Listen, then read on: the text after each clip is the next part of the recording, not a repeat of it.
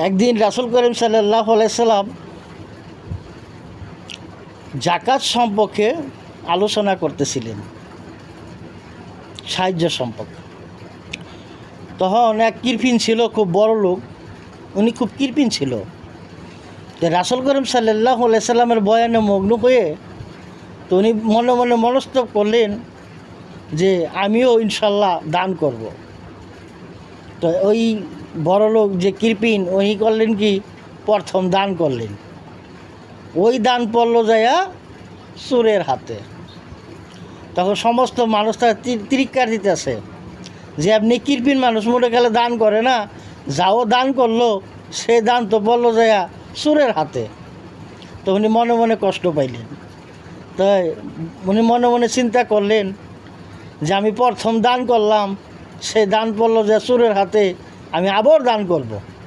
তিনি আবার দান করলেন। আল্লাহর কি খেলা, সেই দান পড়ল যে ব্যভিচারিণীর হাতে। তো ওনারে মানুষ বলা বলি করতেছে যে উনি প্রথম দান করলো, সেই দান পড়ল যে চোরের হাতে, এবার তিনি দান করলেন, দান পড়ল যাইয়া ব্যভিচারিণীর হাতে।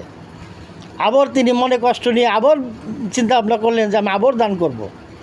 তখন তিনি আবার দান করলেন, সেই দান পড়ল যাইয়া এক বড় লোকের কাছে, তিনিও একজন কিপটা ছিলেন। তখন মানুষে বলা বলি করলো যে উনি প্রথম দান করলো, সেই দান পড়ল চোরের হাতে, দ্বিতীয় দান করলো পড়ল ব্যভিচারিণীর হাতে, আবার তিনি দান করলেন, সেই দান পড়ল যাইয়া এক বড় লোকের হাতে। ওনার দান সঠিক হয় নাই। তখনই তিনি মনে কষ্ট নিয়ে রাসূল করিম সাল্লাল্লাহু আলাইহি সাল্লামের দরবারে গেলেন।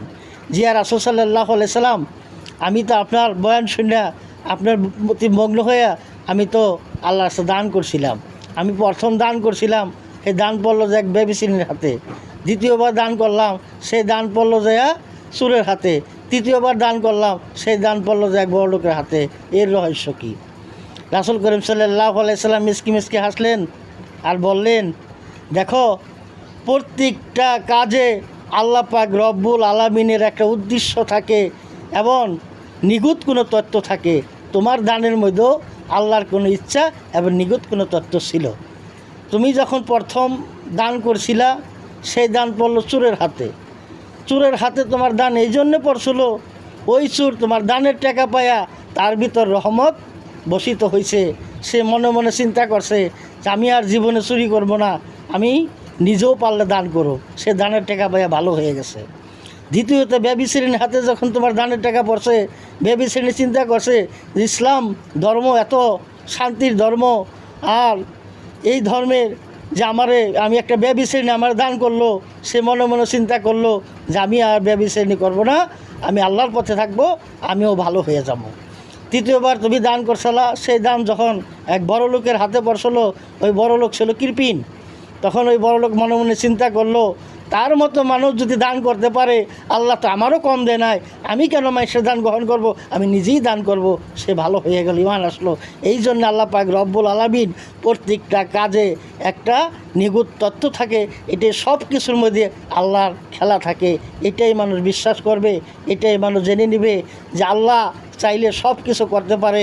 আল্লাহ মানুষকে পরীক্ষা করে, খারাপ হইতে চাইলেও পরীক্ষা করে, ভালো চাইলেও পরীক্ষা করে। ভালো হইতে চাইলে ভালো হওয়ার সুযোগ দেয়, আর খারাপ যখন হইতে চায় তাকে তখন রশি ছাইড়া দেয়। যখন তার পাপ পূর্ণ হিসাব নেয়, তখন তাকে ধ্বংস করে দেয়। এইটাই হলো আল্লাহর খেলা।